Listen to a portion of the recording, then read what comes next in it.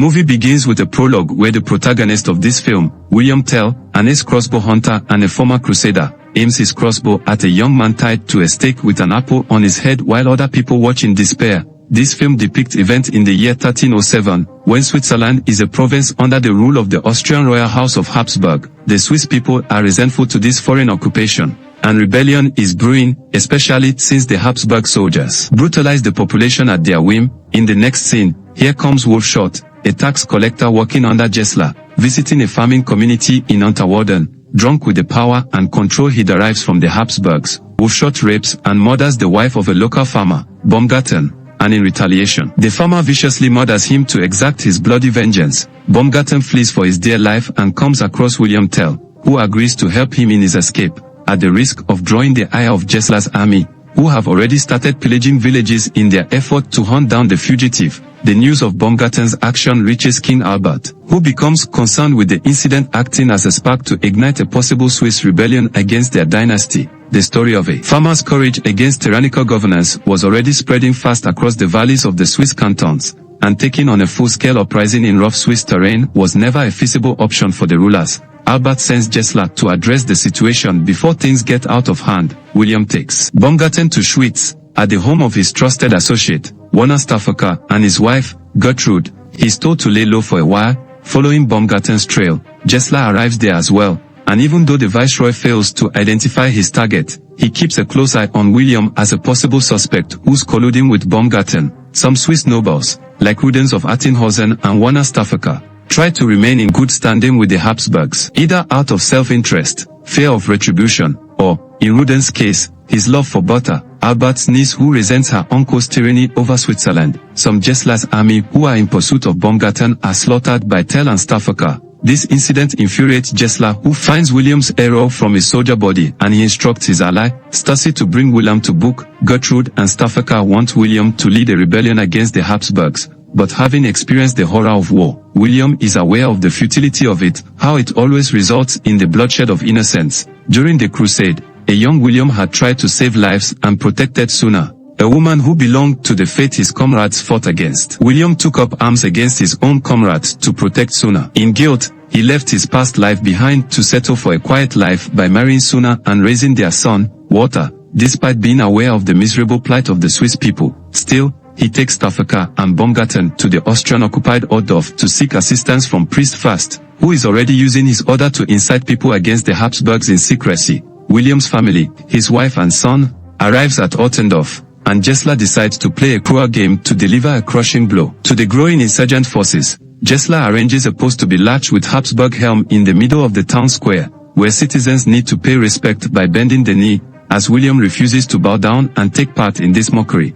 he is forced to shoot down an apple placed on his son Walter's head. In exchange for his life, Rudens is beaten up when tries calling Gessler to order and finally comes to his senses and renounces his loyalty to the Habsburgs, which results in him getting imprisoned in the process. Baumgarten, who acted as an inspiring force for the rebels, surrenders himself to spare his savior from such a sordid fate, but Gessler executes him in public and carries on with his charade.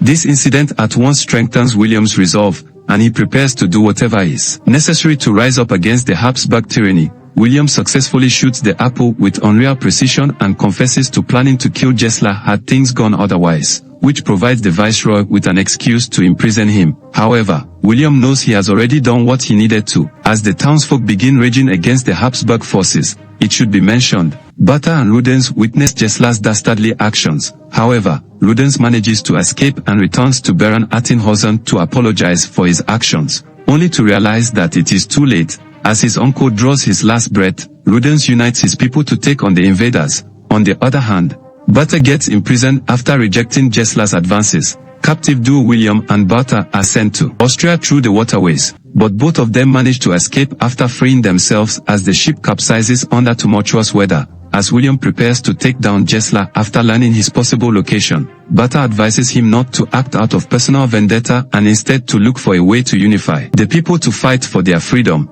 As they part ways, William requests Bertha to find a way to prevent Albert from sending additional forces to Gessler. Otherwise, the possibility of a rebellion will be nipped right in the bud. On the other hand, under Suna and Gertrude's guidance, various canton leaders band together, and Rudens joins their coalition as well to infiltrate Altadorf in Gesla's absence. However, a turncoat ends up exposing their plan to Gesla, which results in the rebels' cover getting blown, and in the ensuing conflict, Gertrude loses her life. William misses his chance to take down Gesla, and upon reuniting with the rebel forces, gets to know about the tragic news. Gertrude's sacrifice adds fuel to William's warrior spirit, who, finally shedding his self-doubt, rallies the rebels to rise up against Gesla's forces. However, knowing that a crook like Gesla will use the Swiss residents of Altadorf as hostages, William sends First and a couple of allies to infiltrate the settlement through a secret passage to destabilize the opposition. Meanwhile, Bertha's efforts to dissuade her uncle from carrying out an all-out attack on the rebels fail, and she is imprisoned for treachery against the royal family.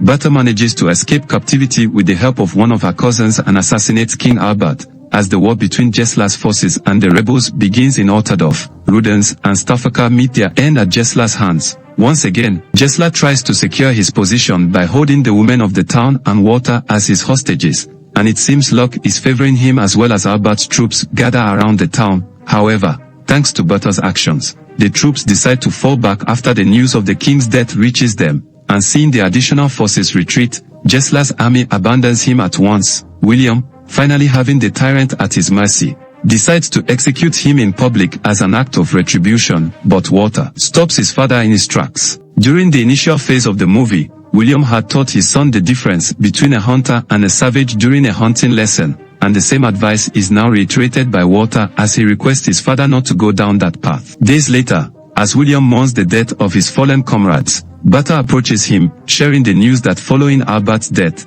his daughter, the newly crowned Queen Agnes, has sworn vengeance against the rebels, which means the struggle for freedom will go on, with William leading his countrymen to take down the tyrannical House Habsburg. This is where the film ends.